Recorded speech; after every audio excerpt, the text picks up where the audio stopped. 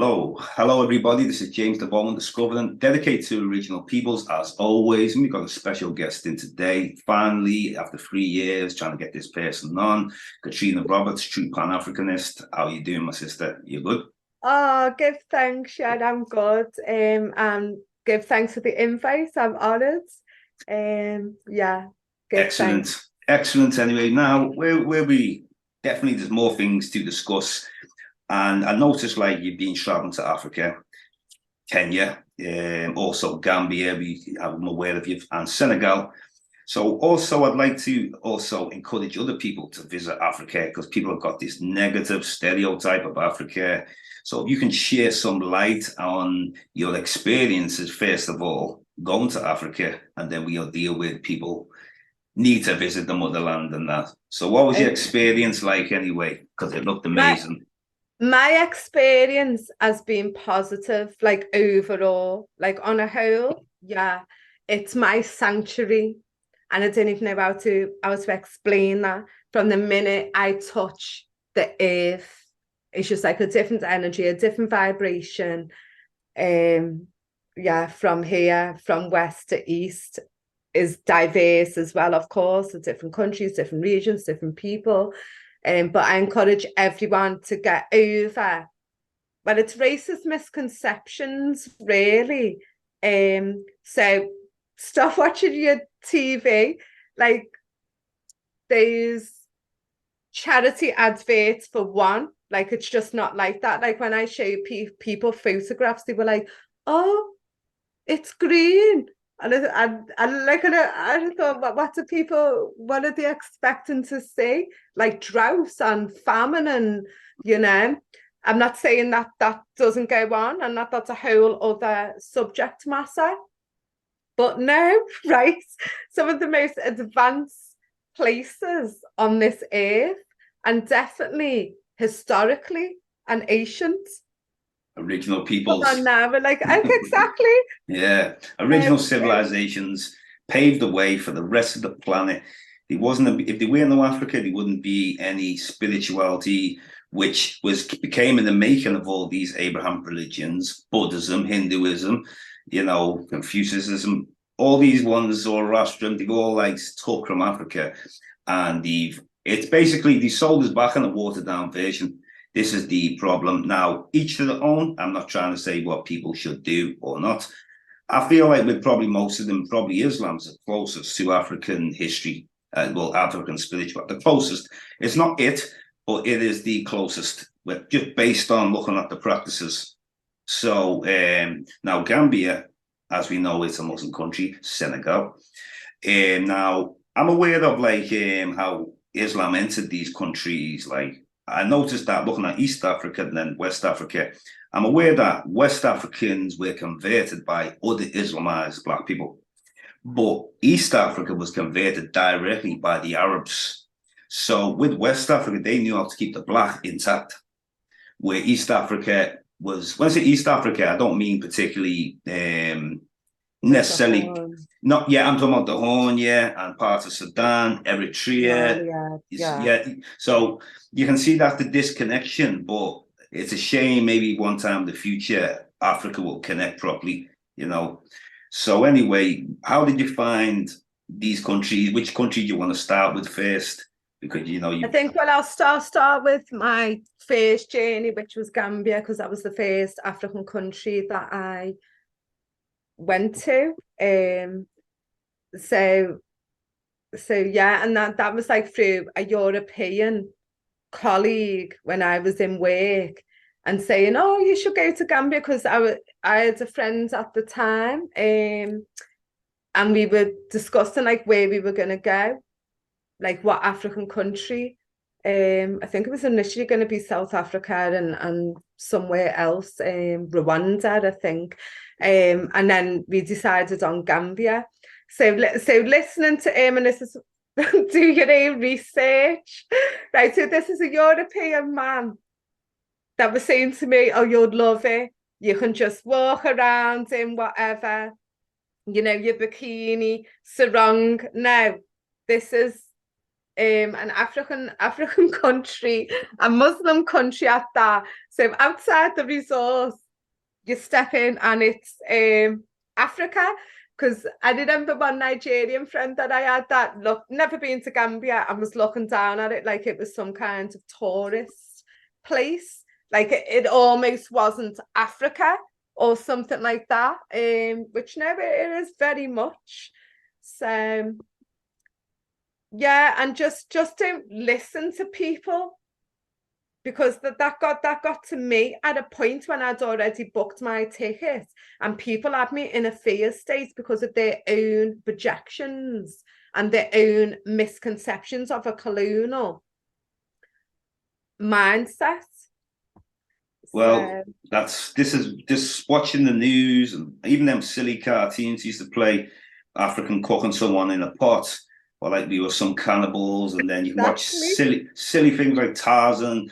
Another like the white savior, he's coming in, he's connected to all nature. As you know, they ain't connected to nature.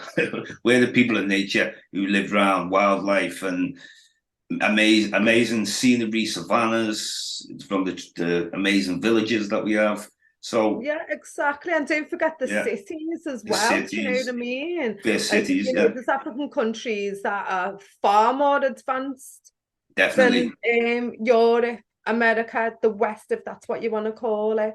So, you know, Kenya, for example, was one of the first places to have digital currency, like money, like on your phone and whatever. And I know that through, you know, a friend that I had who's, you know, an international artist and used to do many gigs, like performing in Kenya. So he was telling me back then, I think that was about 2017. He traveled many times, but 2000, and was like, you know, they have M-Pesa, whatever, way before this, you know. So at the time. Yeah, so Gambia, that was my sanctuary when I was going through all racism in work and everything like that. I just love it. And with Kenya, the same sanctuary. You know, I just lost my brother. A few months later, I lost my mum. So I'll give thanks. So yeah, there's just something about the vibration and the energy there that just resonates with me. Well, you're never going to get that energy anywhere else. It's like once you land and you get off that plane and like exactly, you just feel the African spirit, you know, the heat along with it. You know, it's just amazing. And then as soon as you meet the first African people, as soon as you get off the airport, and in Gambia when he said "Welcome home," that was something that exactly. Welcome, sister. It's true. It just because before you've got that was Gambia was the first. To be nice. That was the first sub-Saharan African country I went to. Went to Morocco, but it's not the same. But when I went to Gambia, it was like, wow, that is a perfect place for people to start if you want to venture other parts of Africa. And then I had to start traveling Namibia, Kenya, Madagascar, Tanzania, Cape Verde, and I forget the other country. More countries anyway. But main thing is today we want to know about your experience and okay. If you could tell us about some of your experiences there anyway, what you really stood out here, and even any places that you visited, and anything that enlightened you, you know, that's what we want to hear, some positivity. I think like the people are so friendly. So when I've been in Gambia and Kenya, like really friendly and welcoming. So the thing for me is, you know, the first time I went there, and I went with another African sister who's, you know, from East Africa to Gambia, and people would invite you into their homes and they don't even know you. You could be walking on the street and they'll invite you to eat. And then with the first house I went into, and we were, you know, we were invited for lunch. Lunch is the main meal of the day in Gambia. Like they'll have supper later on and everything. And it's like an honor to invite someone for lunch. And we were like, you don't know us. And you'd like, afraid that, you know, we could rob or do something or whatever, and they just look like shocked, like no, like that doesn't even enter their head. I'm not saying with everyone, this is just my experience, what I can only talk about. Well, the essential spirit, because like you say, they wouldn't just ask anyone. The Africans have a special radar to sense like who is genuine. They can just read us very well. You know, they wouldn't just call anyone in. So they must have got onto your spirit and known that, yeah, this person's genuine. They call them. You know what, you're right, you know, because, you know, when I've been around more Gambians, like friends, if I put it like that, they'll say everything they observe, right? That's their saying, I observe. So it could be anything. So they won't just dive in, or with whatever matter they observe, even like a relationship or how people interact, everything like that. So yeah, it's just amazing, just positive experiences. And then Kenya, honestly, beautiful. And just the negativity from the majority of people that knew I was going, by myself as well. Like me auntie joined me the last week, and I think because of fear and everything like that, but for 3 weeks I was there traveling to various parts. So I went to the coast, Watamu, I hope I'm pronouncing that right. And that's just beautiful, honestly. And the people so friendly, and there's so much entrepreneurship in Africa as well. So from Gambia to Kenya, whatever, that's what I noticed is the entrepreneurship and the skills from young people all the way up, you know, from jewelry making to your beads, to shoes, to jewelry, to businesses, property, what you know, because there isn't a welfare state. So that pushes you more. So, you know, when I, you know, met young brothers about 16, 17 making shoes, and I brought some, and I thought, God, you wouldn't see that in Liverpool. Do you know what I mean? Exactly. Or in the UK, or you know, there's also this kind of a mindset that you want everything, or you haven't got the motivation or the inspiration to be able to have the mindset to do that. And I'm not saying that with everyone, and obviously there's different issues living in Liverpool, living in the UK as an African person, or being whatever. So I just find it inspirational. So whenever I travel to Africa, wherever it is, I'm inspired and motivated. And the same when I meet Africans here and in Liverpool, right? They inspire me and want to do better. Yeah, and one thing about, see, you're connected to Africans where you got some people who may be born here and they're disconnected like so badly, they don't plan to ever go to Africa. They've got their own mind made up from a westernized version, watching these TV programs or whatever. So it's good that like I'm able to reach out to other Pan-Africanist people who are willing to take that chance. They've gone there. You've also said you travel by yourself, you know, and that shows that the motivation in yourself to really get out there and take the chance. And you've come back and you've seen the whole picture unfold. And you're already talking about going back to other parts of Africa. I mean, I want to go around the whole continent at one time, especially because, you know, every single place in Africa, it doesn't matter if it's north, but you use things like Black Africa to say like North was never black, you know, but this is infiltrations over the years, the Romans, the Greeks, the Arabs, the Hyksos, the Sea People, Hittites, and all these different people have tried to destroy Africa. And the North was the first place that they're going to enter. And then eventually the Europeans around the whole of Africa colonized it. And, you know, it's only the fact that, look at Timbuktu, for example, Mali, you know, they had to revive their history.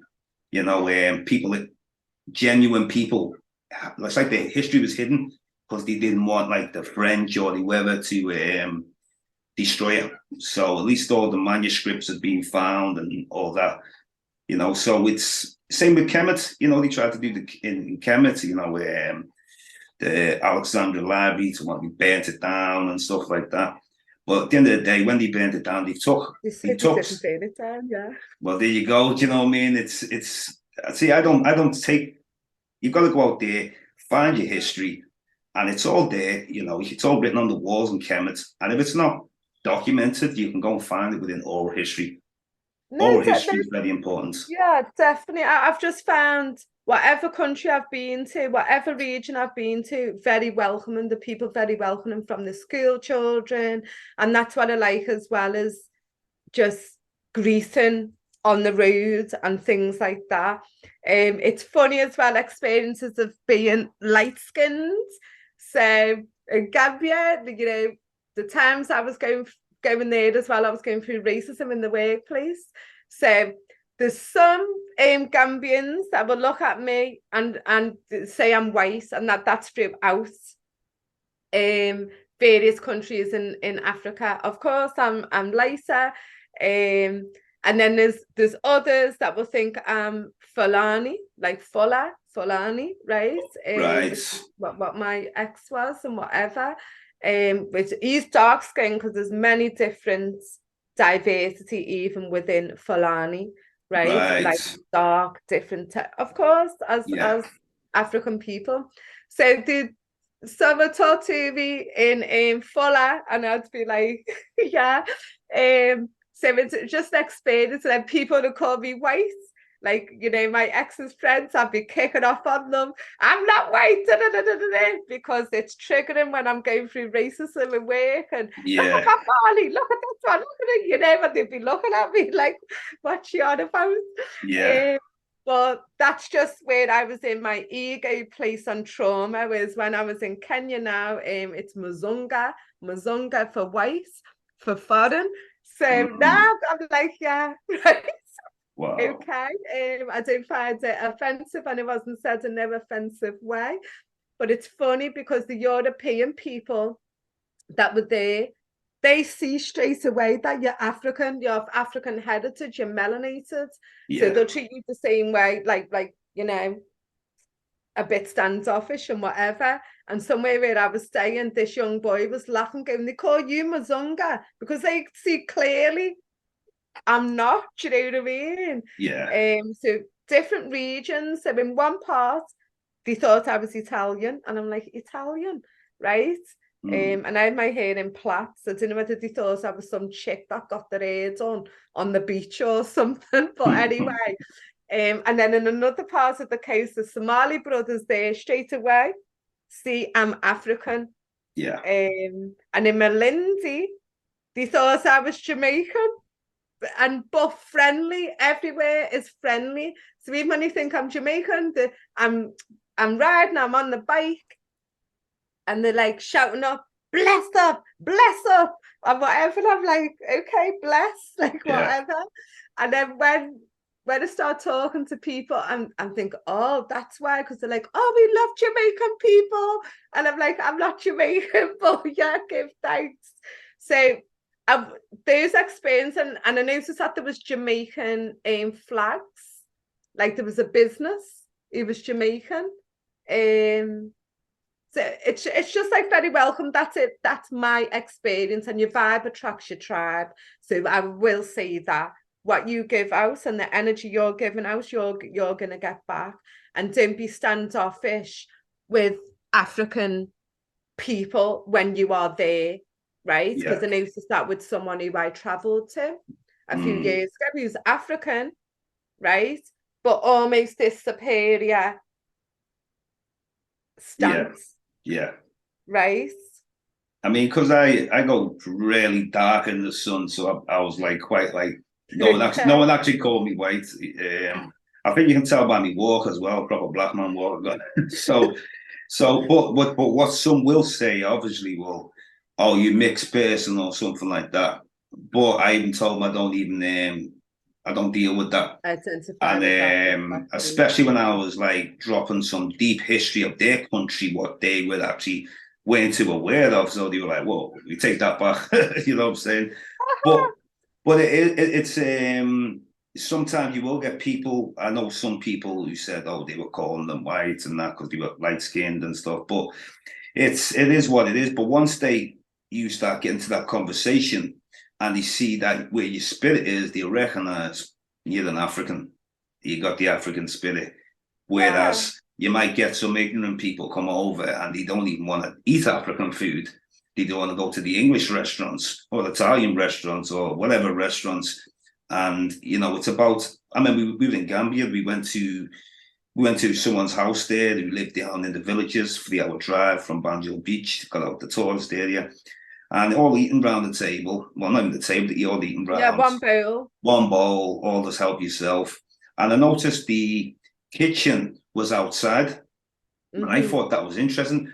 And they also said we don't have dogs in the house. Dogs got to be outside. This is just all cleanliness, and we're here. Pets can do what they want. In this country. But I know you were saying you met some healers, and I wanted to bring that up because in Gambia, I went to see the medicine man. We had to go out into the villages. And some of the medicines that they had, like it was like a course where you had to drink 6 bottles of it didn't look nice, it didn't. But if you want healed, that's what you've got to do. And so you can tell us a little bit about some of the healings that you came across. Well, it wasn't the healings. This is literally like healers. Yeah, whatever. Some say shamans. What can I say? It's not me seeking them, right? And it's like one's a brother who I know, who's classed as a friend at that time. I just chill, he has a store and everything like that, Right. So anyway, is that the story you wanted to say about the racism I was going through? And oh, what can I say? Yeah. Just the healers, and it's also to get out of that mindset, that colonial and slave mindset, that our traditional practices and spirituality is evil or demonized.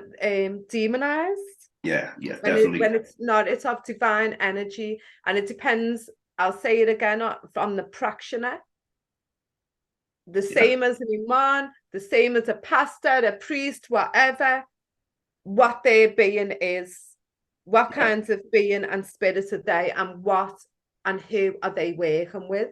Yeah. So you can't demonize or. I think what it is as well. Practices.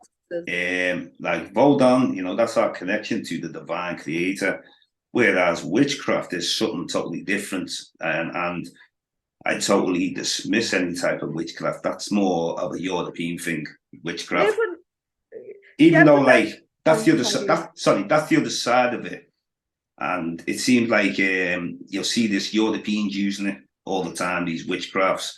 But obviously, you will see it in Africa, but at one time, people would know you have to get out the village if you're brats and that, or when the chiefs. Because I spoke to someone in Gambia when he went to come to Kinte, and I was saying, and I asked him about what do you think of voodoo? Do you see it bad or good? And he said it was positive, but a lot of the kings tried to make it negative. So when we say kings, I mean people who were in power. Some kings were good. Some kings were. I'm not judging everyone. But power can corrupt people. And, when one chief or whatever, or one king connects with people in, whether it's other parts of the world or other parts of Africa, if they want to keep everything secret and keep the knowledge away from the masses, then it's like. That's how it should be. That's how it works, Blind. It is. And being initiated. Yeah. So and then I don't know the history of the kings and everything like that, but it's also for me when you were talking about that is looking at what was happening in that period of time. Yeah. If it was during slavery times, a king or whoever will do whatever to protect his people.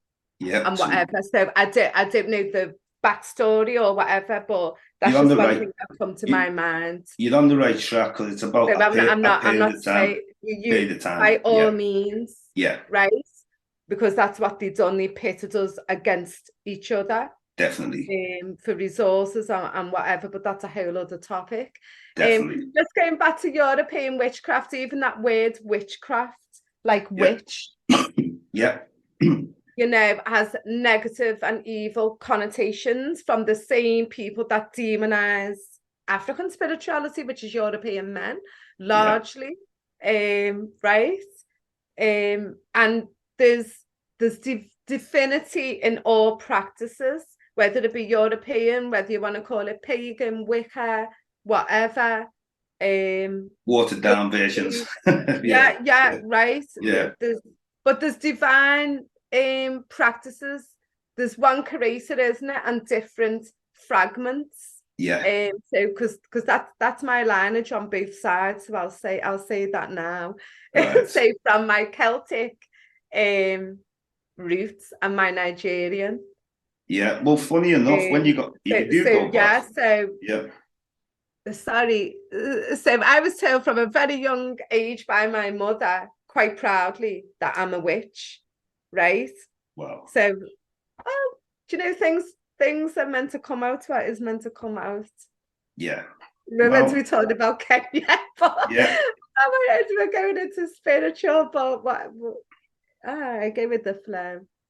And I think negative connotations, whether it be Europe, Africa, Asia, whatever. There's people that practice and from lineage. Yeah. And not all.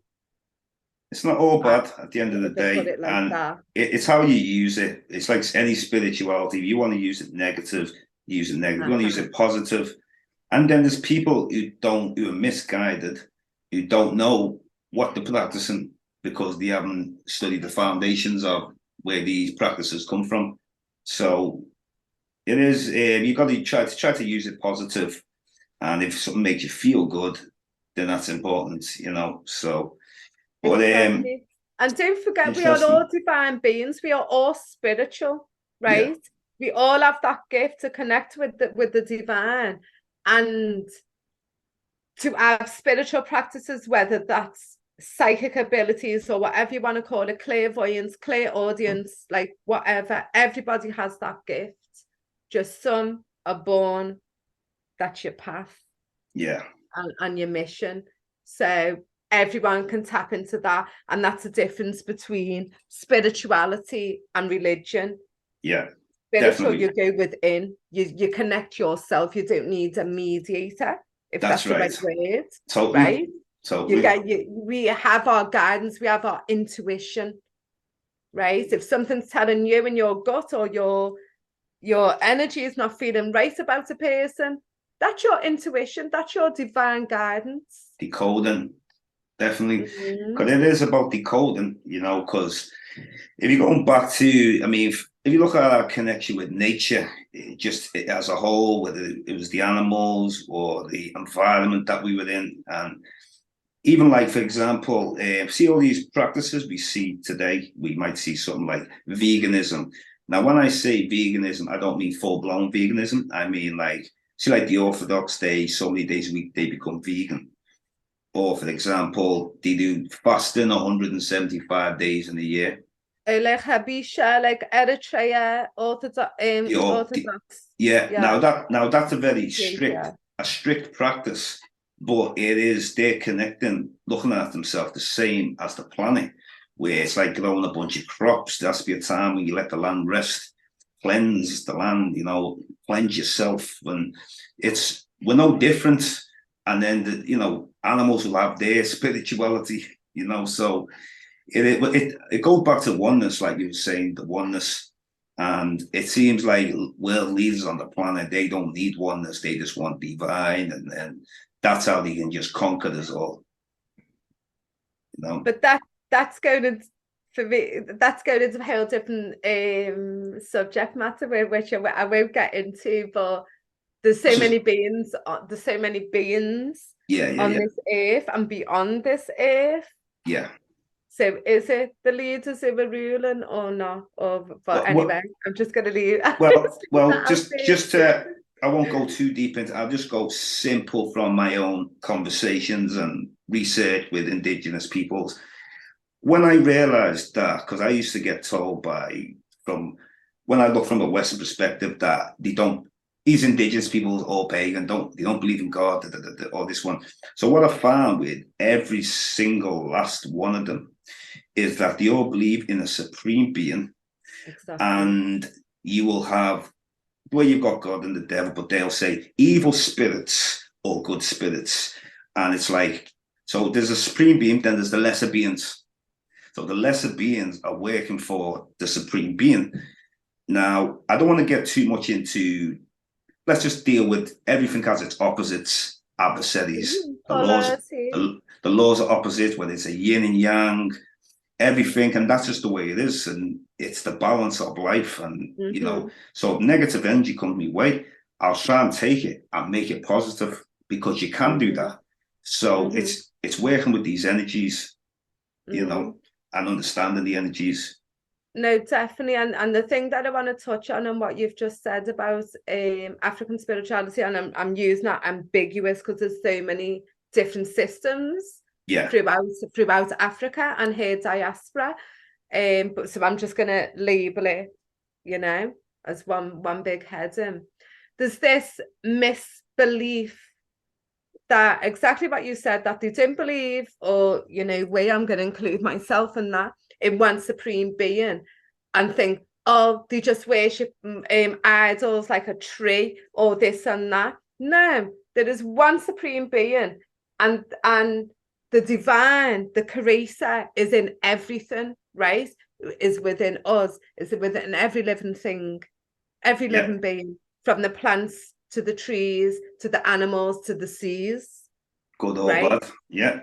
So that is the divine. So that's where people, and I use that word loosely because, and I'm going to say African people, right? Because I'm, we're not talking about anybody else, have come so far removed from their teachings because of enslavement and because of colonialism and neo-colonialism, and taught that it's something wicked and idol worshipping. No, the supreme, the divine is in that tree. It's not about worshipping the tree, right?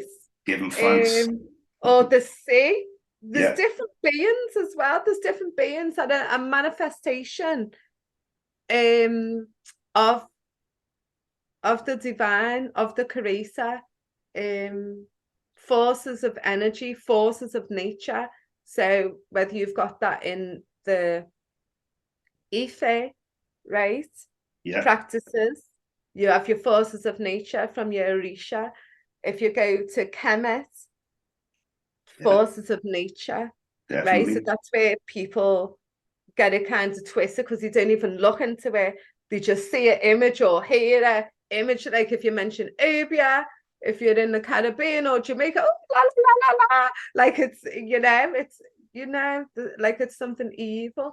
And as I say, I'm not saying that there isn't people that practice wickedness, the same as you're going to find in the church or the synagogue or a mosque, whatever. It is on that being, on that human being, and how they practice and how they are as a spirit. Well, my own tribe, the Ijaw tribe in Nigeria, because we're the water people, we're near the rivers.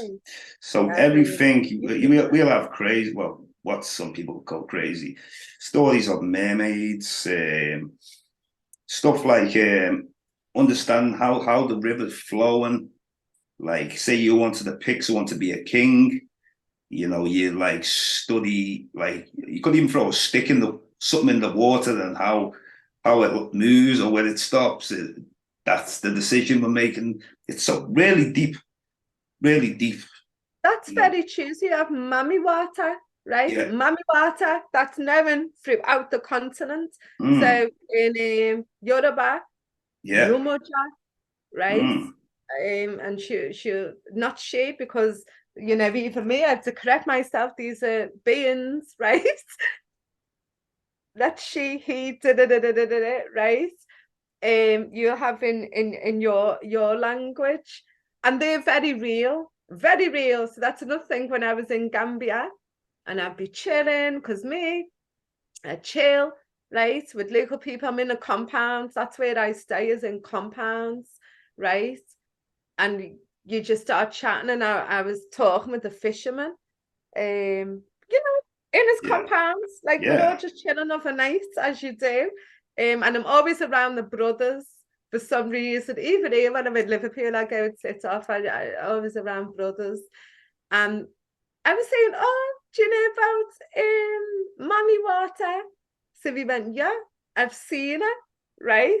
And him tell me, and he's elder, he tells me, serious, right? And some people are scared of that. But I'll tell you another thing, sorry, just on light skins. When I first met my ex-fiance, not first, but you know, when we were first together, and then years later he told me he was scared of me. So I was like, what? And he said, because they get told as children, like there's a light-skinned being that comes from the sea, from the ocean, and she takes men. So, and I thought, wow, well, that didn't stop him, did it? Right? Yeah. You know, even though he must have been like that terrified, thinking, oh, I'm going to be with this girl and whatever, lay down and whatever. That's what's going through his mind. And was she going to take me to the ocean? Right? Mm. But yeah, many stories, and I say there's truths in myths, so-called myths. Oh, definitely, definitely. The myths there for the reason. And like I was saying as well, I do want to learn the Yoruba language because it's like Yeah, it's spoken widely in a lot of places. Look at the population of Nigeria. I don't more than 200 million people. yeah, yeah, And yeah. also you got Haiti, you got Brazil, and other places. So I'm gonna I want to call out God in an African language, basically. Oh, no, I love that. I respect that still. And it gives the power to the words, because the words are so different in Yeah, English. Like even the totally, translation, there's some words you can't even translate. totally. And that goes for other African languages, if not all, or languages on a whole. It's, you cannot translate some sayings and whatever, and you're not getting the true reflection. So I see like we're running out of time almost, but what I'd say is, people, go and travel, get over your fear, any misconceptions, and I swear, go and travel to the motherland. You won't be disappointed. It's so friendly, the food's amazing, the weather, just the vibe and energy and everything. Just bite the bullet, as they say. Is that what it is? Get over your fear, just take a step. Honestly, Kenya, amazing.